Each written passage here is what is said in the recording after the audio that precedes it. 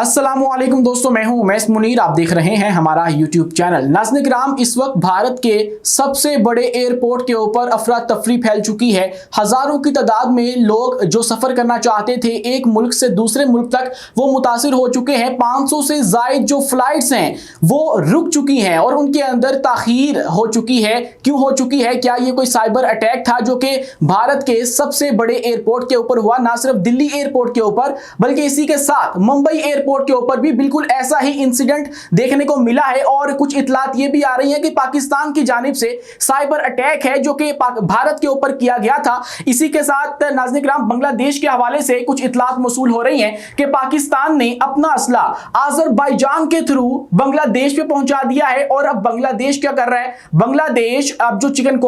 नेक है, सिलिगुड़ी कॉरिडोर है, उसके ऊपर कब्जा करना चाहता है। इस तरह की इतलात भारतीय मीडिया के ऊपर चल रही है। भारतीय मीडिया इसके ऊपर वावेला कर रहा है और चीखो पुकार कर रहा है। और इस वक्त जो सफ़े मातम है वो बीत चुकी है भारत के अंदर इस तमाम तर सिनारियों को लेकर और इन तमाम तर खबरों को लेकर जिनको मिलाकर बताया जा रहा है। और इस तरह का एक बयानिया घड़ने की कोशिश की जा रही है कि ये सारे मुमालिक मिलकर, जिसके अंदर पाकिस्तान है, अमेरिका है, बांग्लादेश है, ये भारत के खिलाफ कोई कॉन्स्पिरेसी तैयार कर रहे हैं या फिर कोई बड़ा हमला तैयार कर रहे हैं। इन सब की तफसीलात आपके सामने रखेंगे इसी वीडियो के अंदर। और साथ ही साथ आपको यह भी बताएंगे कि पाकिस्तान और सऊदी अरब के दिफाई मुआहदे के अंदर अब तीसरा मुल्क कौन सा शामिल होने जा रहा है, कौन सा मुल्क है जो कि अब इसका नया जो पार्टनर है वो बनेगा, और उसकी ख्वाहिश का इजहार भी कर दिया गया है। इस पर भी बात करेंगे। लेकिन आज की इस वीडियो को बाकायदा तौर पर शुरू करने से पहले हमारी आपसे दस्तबस्ता गुजारिश है कि इस चैनल को लाइक कीजिए, सब्सक्राइब कीजिए और बेल आइकन को लाजमी दबा दीजिए ताकि हर नई आने वाली वीडियो आप तक बर वक्त पहुंच सके। नाज़रीन किराम, भारत से एक इंतहाई गैर मामूली खबर सामने आई और वो खबर कुछ यूं थी कि दिल्ली के अंदर जो इंदिरा गांधी एयरपोर्ट है, इंटरनेशनल एयरपोर्ट है, वहां पर कुछ फ्लाइट्स गैर मामूली तौर पर ताखीर का शिकार हो चुकी हैं। और उसके अंदर बताया जा रहा है कि कुछ तकनीकी खराबी आई है। मतलब जो खबर सामने आ रही है वो भी एक शेडी सी न्यूज है, कोई बहुत ही वाज़ेह तौर पर खबर भी नहीं बताई जा रही है, ना ही रिपोर्ट हो रही है इस वक्त भारतीय मीडिया के ऊपर। लेकिन इसके जो कॉन्सिक्वेंसेज है ना वो बहुत ज्यादा है। मतलब देखिए कि 2 दिन के अंदर 500 से जायद, मतलब 600 से भी जायद एक फिगर आ रहा है कि जो फ्लाइट्स हैं वो ताखीर का शिकार हो चुकी हैं। हजारों की तादाद में जो लोग सफर करना चाहते थे भारत से दूसरे मुमालिक में, वो मुतासिर हो चुके हैं, वो सफर करने से महरूम हो चुके हैं और तमाम तर उनका जो ट्रांसपोर्ट का सिस्टम था वो इस वक्त मफलूज हो चुका है। हुआ क्या है, खबर पहले सुन लीजिए, उसके बाद इस पर बात करते हैं। दिल्ली के अंदर इंदिरा गांधी इंटरनेशनल एयरपोर्ट पर एयर ट्रैफिक कंट्रोल सिस्टम में तकनीकी खराबी के बाद 400 से जायद जो परवाजें हैं वहां पर ताखीर का शिकार हुई, वहां पर रुक गई। उसके बाद ये मालूमात जो है वो फ्लाइट रेडार 24 की जानिब से सामने आई है और मुंबई एयरपोर्ट ने भी फिर ऐलान कर दिया कि भाई हमारे साथ भी बिल्कुल सेम ऐसा ही इशू आ रहा है और इसी तरह का तकनीकी मसला है जिसकी वजह से हमारी फ्लाइट्स भी यहां पर रुकी हुई हैं, वो भी आगे नहीं जा पा रही हैं। मुंबई एयरपोर्ट ने भी इस तरह का ऐलान जब किया तो उसके बाद फिर एयरपोर्ट्स अथॉरिटी ऑफ इंडिया ने भी इसके हवाले से कुछ इंफॉर्मेशन शेयर की और उन्होंने कहा कि ऑटोमेटिक मैसेज स्विचिंग सिस्टम जो है उसके अंदर खराबी पैदा हुई है, जिसकी वजह से हमने खुद ही अपनी फ्लाइट्स को रोक दिया है और हम उनको जो है वो ऑपरेशनल नहीं कर रहे हैं और उनको उड़ने की इजाजत इस वक्त नहीं दी जा रही है और तमाम तर जो मुसाफिर हैं उनको भी इसकी इत्ला दे दी गई है। लेकिन इस तमाम तर सिनारियों को लेकर जो पाकिस्तान है उसके अंदर कुछ अकाउंट से दावा कर रहे हैं कि ये पाकिस्तान की जानिब से साइबर अटैक किया गया था। आल्दो पाकिस्तान का ऑफिशियल इसके ऊपर कोई भी स्टेटमेंट नहीं आया है कि पाकिस्तान ने कोई इस तरह की कार्रवाई की भी है। लेकिन अगर की भी होती तो पाकिस्तान कभी भी इसको ऑफिशियली अनाउंस ना करता, क्योंकि इस तरह के मामला जो हैं वो पसे पर्दा ही चला करते हैं। और अगर पाकिस्तान ने कुछ ऐसा किया भी है या इंटेलिजेंस की जानिब से ऐसा कुछ किया भी गया है तो ये पाकिस्तान कभी भी ऑफिशियली आकर जो है वो उसको अनाउंस नहीं करेगा और दुनिया के सामने नहीं रखेगा। इसी के साथ नाज़रीन किराम, इनकी जो तमाम तर एयरलाइंस थी उन सब की फ्लाइट्स मुतासिर हो चुकी हैं, जिसके अंदर इंडिगो भी है, एयर इंडिया भी है, स्पाइस जेट है, इन सब की फ्लाइट्स रोक दी गई हैं। और जुमेरात को 513 परवाजें इस तमाम तर मामले का शिकार हुई। उसके बाद सुबह जुम्मे के रोज जो है 171 परवाजें ताखीर का शिकार हुई हैं और हजारों की तादाद में लोग इससे बुरी तरह से मुतासर हो चुके हैं। और इसी के साथ भारत के अंदर इस वक्त एक और भी खबर बहुत ज्यादा तहलका मचा रही है और वो बांग्लादेश को लेकर है। कहा यह जा रहा है कि बांग्लादेश के अंदर कुछ कार्गो तैयारे उतरे हैं और ये कार्गो तैयारे अजरबैजान के हैं। एक इस्लामी मुल्क है, पाकिस्तान का बहुत ही करीबी दोस्त है। पाकिस्तान उसको अपने हथियार भी देता है और हर तरह से फैसिलिटेट करता है और बदले में वो भी हमारे साथ इसी तरह का रवैया रखते हैं। लेकिन अब ये खबर सामने आ रही है कि एंटोनोव AN CN-124 एक कार्गो त्यारा है जो कि बांग्लादेश के अंदर लैंड किया है और ये एक ऐसे रास्ते से आया है जिसके अंदर ईरान की एयर स्पेस का इस्तेमाल नहीं किया गया और ये इंतहाई मशकूक रास्ता है और खुफिया तौर पर ये तैयारा बांग्लादेश के अंदर लैंड किया है। और इसको लेकर भी भारतीय मीडिया ये कहानी कर रहा है कि पाकिस्तान ने अपने हथियार अजरबैजान भेजे और उसके जरिए फिर जो बांग्लादेश है उसको हथियारों की सप्लाई कर दी गई है। और रिसेंटली जैसे पाकिस्तान और बांग्लादेश के मरासम बढ़े हैं वो इस बात का वाज़िया इशारा भी देते हैं और जिसके ऊपर ये तमाम तर कहानी इस वक्त भारतीय मीडिया गढ़ने की कोशिश कर रहा है कि पाकिस्तान के जो हंगामी तौर पे अस्करी क़यादत के दौरे हुए हैं बांग्लादेश के, उसके बाद बांग्लादेश का जो अस्करी वफ्द है वो पाकिस्तान आया है, इन सब के आपस में ये जो ताल्लुकात बढ़ रहे हैं इसका मकसद यही था कि आपस में कोई डील कर रहे थे और उन हथियारों की डील हो रही थी जिसको इस्तेमाल करके बांग्लादेश फिर चिकन नेक के ऊपर कब्जा करेगा। क्योंकि रिसेंटली जो ग्रेटर बांग्लादेश का नक्शा जारी हुआ है वो भी इसी तरफ हमें लेकर जा रहा है कि बांग्लादेश के जो इस वक्त के प्राइम मिनिस्टर हैं या उनके जो कर्ता धर्ता हैं डॉक्टर यूनुस भट्ट,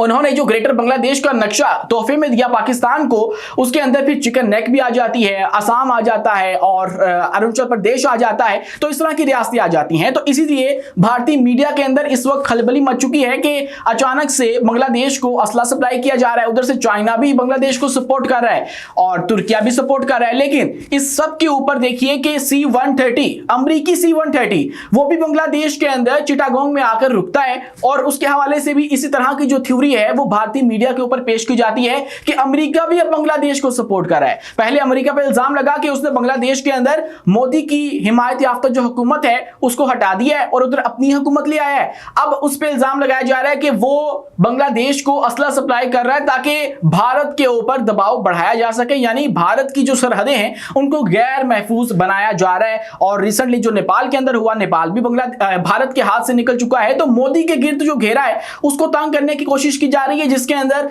इन सब ममालिक के ऊपर भारतीय मीडिया इस वक्त इल्जाम ठहरा रहा है कि पाकिस्तान अजरबैजान के थ्रू बांग्लादेश को सपोर्ट कर रहा है, तुर्किया उसमें शामिल है, अमेरिका है, चाइना है, मतलब पूरी दुनिया मिलके मोदी को लगता है कि भाई हमारे खिलाफ ही साजिशें करने में लगी है और हम लोग कितने इंपॉर्टेंट हो चुके हैं। लेकिन हकीकत ऐसी नहीं है और पाकिस्तान को अपने मामला भी इस वक्त अजीज हैं और पाकिस्तान और अफगानिस्तान को लेकर इस वक्त हालात जो है वो इंतहाई कशीदा हो चुके हैं। पाकिस्तान ने अफगानिस्तान को कहा है कि भाई जैसे रिसेंटली आप लोगों ने हमें एक अपना बंदा दिया है, अपना नहीं मतलब टीटीपी का एक बंदा दिया है और मुज़ाकरात कामयाब तो नहीं हुए, लेकिन मुज़ाकरात के अंदर जो तोसी हासिल करने के लिए आपने हमें शूरा का एक हेड दिया था। रिसेंटली जो नूर वली महसूद ग्रुप का एक अहम तरीन कमांडर, आप यूं कहिए कि उनका नायब कमांडर मारा गया, उसके हवाले से एक थ्योरी ये मौजूद है मार्केट में कि वो पाकिस्तान को तोहफतन दिया गया और उसकी लोकेशन पाकिस्तान को डिस्क्लोज की गई अफगान तालिबान की जानिब से, क्योंकि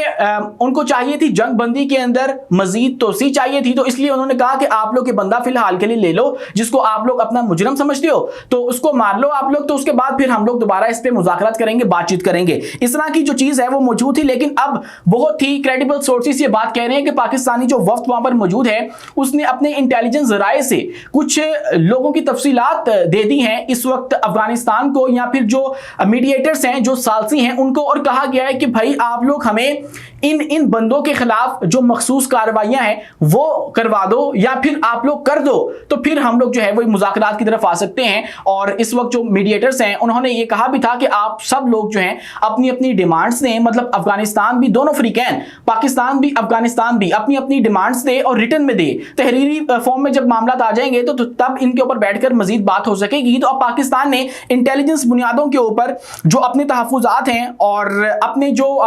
इस वक्त रिजर्वेशंस थी वो रख दी हैं कि भाई हमारे जो ये तहफ़्फ़ुज़ात हैं इनके ऊपर आप लोग अमल दरामद करवा दो या फिर हमें करने दो, हमें हमारी मदद कर दो, क्योंकि इनको तो सारा पता है ना कि इनके जो खारजी हैं जिनको ये सपोर्ट कर रहे हैं, जिनको इन्होंने तैयार किया है, वो कहां कहां पर मौजूद हैं पाकिस्तान में, वो कहां से घुसते हैं और घुसकर कहां पर उन्होंने कार्रवाई करनी होती है। तो जैसे रिसेंटली इन्होंने एक बहुत बड़ी कार्रवाई पाकिस्तान में करवाई है पाकिस्तानी अफवाज को और एक कामयाबी दिलवाई है, तो इसी तरह मजीद ये सफाया भी करवा सकते हैं। आल्दो इसका नुकसान उनको अपना होगा, इंटरनली इनको बहुत ज्यादा डैमेज होगा, क्योंकि इनके अपने अंदर जो फैक्शंस हैं वो बनने लग जाएंगी और वो इनके खिलाफ ही हथियार उठा लेंगे तो एक सिविल जंग लगने का खदशा अफगानिस्तान को भी है। लेकिन पाकिस्तान ने तो खैर ये कह दिया कि आप लोग हमें मखसूस कार्रवाइयां करने दो और तमाम ग्रोहों से वाज़े तौर पे ला ताल्लुकी का ऐलान भी करे, ये भी कह दिया गया है अफगानिस्तान को। तो जहां पर एक तरफ ये मामला हो रहे हैं, वहीं पर एक और मुल्क है जो कि पाकिस्तान और सऊदी अरब के दिफाई मुआहिदे के अंदर शामिल होना चाहता है, और वो कोई और नहीं है, पाकिस्तान का एक बहुत ही करीबी हमसाया है जिसको पाकिस्तान ने बहुत ज्यादा फैसिलिटेट किया। पाकिस्तान ने उसकी मदद की जब लड़ाई हो रही थी इजराइल के खिलाफ। अब जो उनके स्पीकर हैं असेंबली के, वो पाकिस्तान आए हैं और उन्होंने पाकिस्तान के अंदर एक निजी टीवी चैनल के ऊपर शो के अंदर बैठकर इस बात का इंकिशाफ किया है कि वो पाकिस्तान और सऊदी अरब के साथ जो दिफाई मुआहिदा है उसके अंदर शिराकतदार बनना चाहते हैं,